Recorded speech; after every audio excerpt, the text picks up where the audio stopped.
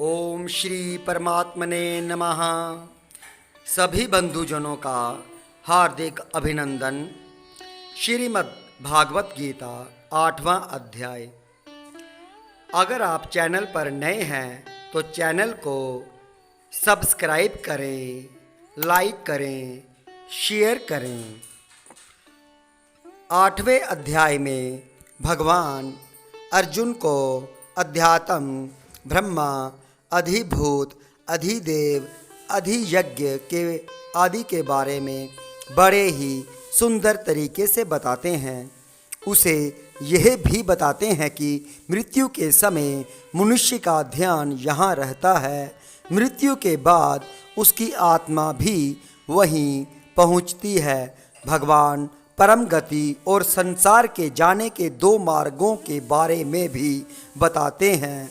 अर्जुन केशव से पूछते हैं, हे पुरुषोत्तम, वह ब्रह्म क्या है, अध्यात्म क्या है, कर्म क्या है, अधिभूत नाम से क्या कहा गया है और अधिदेव किसको कहते हैं? हे मधुसूदन, यहाँ अधियज्ञ कौन है और वह इस शरीर में कैसे है तथा युक्त चित्त वाले पुरुषों द्वारा अंत समय में आप किस प्रकार जानने में आते हैं? श्री भगवान ने कहा, परम अक्षर ब्रह्म है। अपना स्वरूप अर्थात जीवात्मा अध्यात्म नाम से कहा जाता है तथा भूतों के भाव को उत्पन्न करने वाला जो त्याग है वह कर्म नाम से कहा गया है।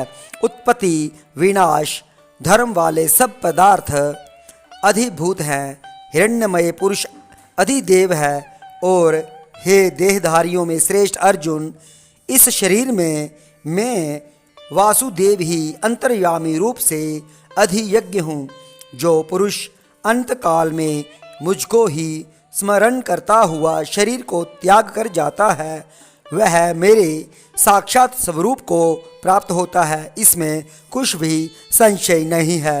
हे कुंती पुत्र, यह मनुष्य अंत काल में जिस भी भाव को स्मरण करता हुआ शरीर का त्याग करता है उसको ही प्राप्त होता है, क्योंकि वह सदा उसी भाव से भावित रहता है। इसलिए हे अर्जुन, तू सब समय में निरंतर मेरा स्मरण कर और युद्ध भी कर।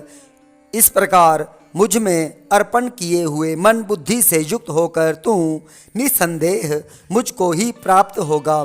हे पार्थ, यह नियम है कि परमेश्वर के ध्यान के अभ्यास रूप योग से युक्त दूसरी ओर न जाने वाले चित्त से निरंतर चिंतन करता हुआ मनुष्य परम प्रकाश रूप दिव्य पुरुष को अर्थात परमेश्वर को ही प्राप्त होता है। जो पुरुष सर्वज्ञ, अनादि, सबके नियंता, सूक्ष्म में भी अति सूक्ष्म, सबके धारण पोषण करने वाले अचिंत स्वरूप सूर्य के सदृश नित्य चेतन प्रकाश रूप और अविद्या से अति परे शुद्ध सच्चिदानंद घन परमेश्वर का स्मरण करता है वह भक्ति युक्त पुरुष अंत काल में भी योग बल से भ्रीकुटी के मध्य में प्राण को अच्छी प्रकार स्थापित करके फिर निश्चल मन से स्मरण करता हुआ उस दिव्य रूप परम पुरुष परमात्मा को ही प्राप्त होता है।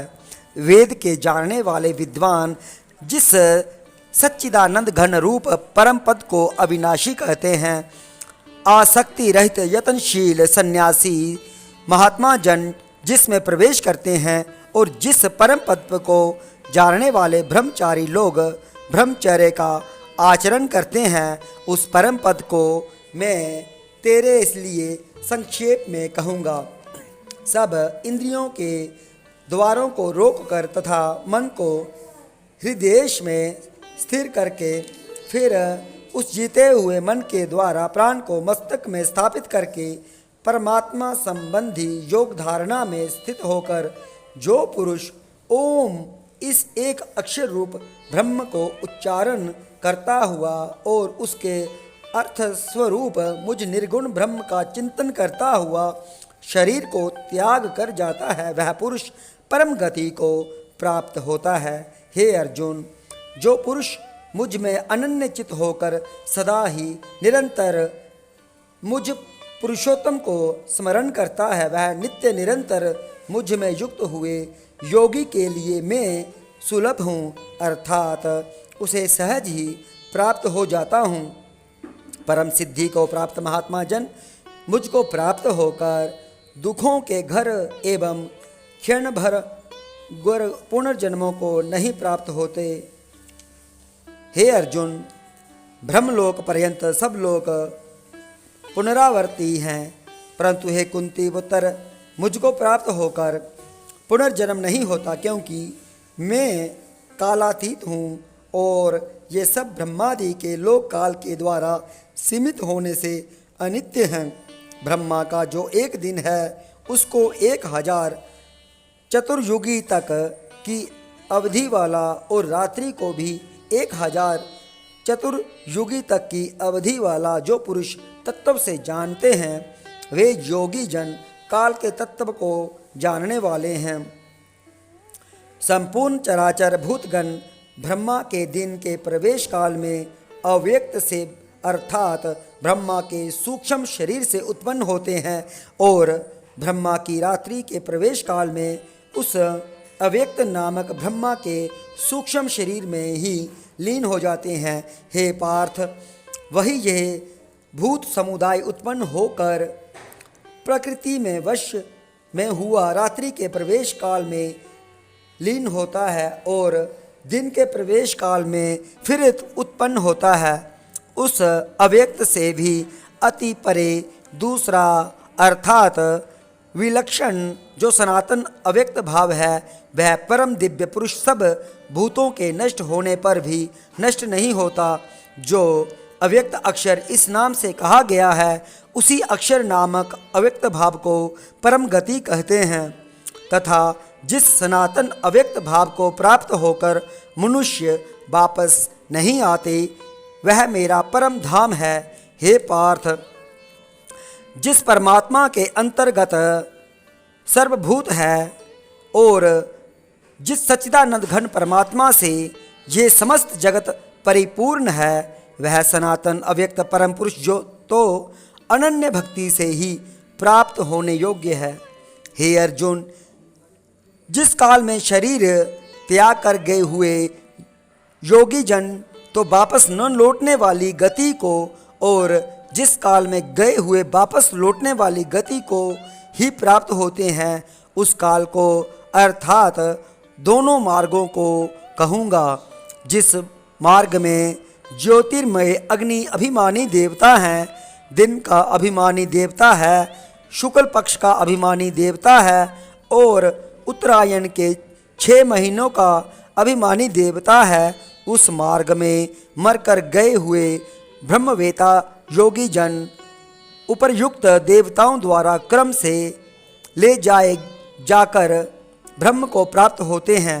जिस मार्ग में धूमाभिमानी देवता हैं, रात्रि अभिमानी देवता हैं तथा कृष्ण पक्ष की अभिमानी देवता हैं और दक्षिणायन के 6 महीनों का अभिमानी देवता है, उस मार्ग में मरकर गया हुआ सकाम करने वाला योगी उपर्युक्त देवताओं द्वारा क्रम से ले गया हुआ चंद्रमा की ज्योतिर को प्राप्त होकर स्वर्ग में अपने शुभ कर्मों का फल भोग कर वापस आता है। क्योंकि जगत के ये 2 प्रकार के शुक्ल और कृष्ण अर्थात देवयान और पितृयान मार्ग सनातन माने गए हैं। इनमें एक के द्वारा गया हुआ जिससे वापस नहीं लौटना पड़ता, उस परम गति को प्राप्त होता है और दूसरे के द्वारा गया हुआ फिर वापस आता है, अर्थात जन्म मृत्यु को प्राप्त होता है। हे पार्थ, इस प्रकार इन दोनों मार्गों को तत्व से जानकर कोई भी योगी मोहित नहीं होता। इस कारण हे अर्जुन, तू सब काल में समबुद्धि रूप योग से युक्त हो, अर्थात निरंतर मेरी प्राप्ति के लिए साधन करने वाला हो।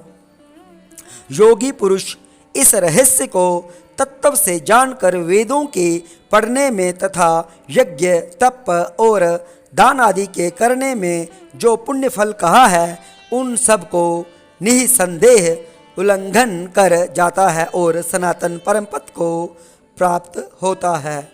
जय श्री कृष्णा।